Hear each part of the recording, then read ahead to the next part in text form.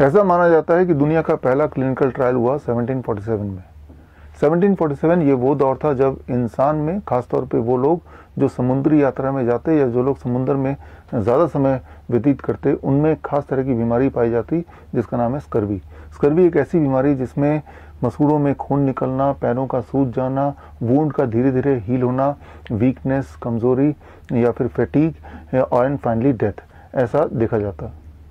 1747 में एक डॉक्टर थे, एक सर्जन थे, डॉक्टर जेम्स लिंड। उन्होंने अपने समुद्री यात्रा के दौरान एक ट्रायल किया। इस ट्रायल में स्कर्वी के पेशेंट्स को उन्होंने अलग अलग ग्रुप में बांटे।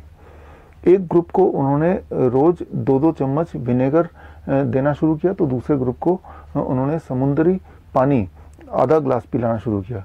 तीसरे ग्रुप को रोज उन्होंने कुछ लहसुन बांटे, तो चौथे ग्रुप को एक नींबू और एक संतरा रोज खिलाया। उन्होंने ये ऑब्जर्व किया कि जो ग्रुप को उन्होंने संतरा और नींबू खिलाया, 6वें दिन तक वो ठीक हो गए। उन्होंने अपने एक्सपेरिमेंट को फिर रिपीट किया और जितनी बार रिपीट करते उतनी बार उनको रिजल्ट सेम मिलता कि नींबू और संतरे के सेवन से स्कर्वी के पेशेंट ठीक होने लगे। इसके 6 साल बाद यानी कि 1753 में उन्होंने एक किताब लिखी। किताब का नाम है द ट्रीटीज ऑफ स्कर्वी। ये किताब अगर आपको पढ़ना है तो स्क्रीन पे दिए हुए लिंक में जाके किताब का ओरिजिनल एडिशन आप पढ़ सकते हैं। तो आप सोच रहे होंगे कि इस किताब के लिखने के बाद, सारे एविडेंसेस को इकट्ठे करने के बाद से इंसान में स्कर्वी से मरना बंद हो गया होगा।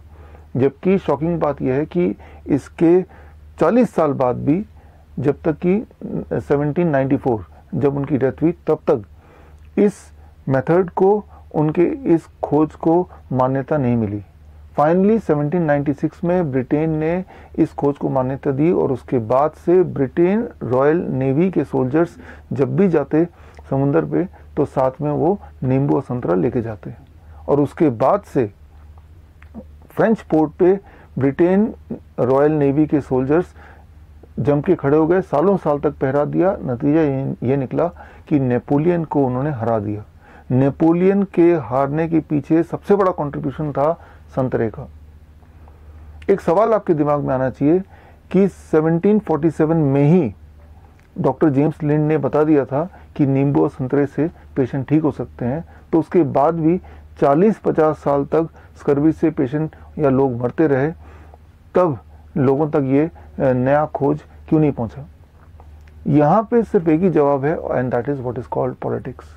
मैं आपसे पूछता हूँ कि अगर आप 1747 में पैदा होते और आपको पता होता कि नींबू और संतरे से स्कर्वी के पेशेंट को बचाया जा सकता, तो आप क्या करते?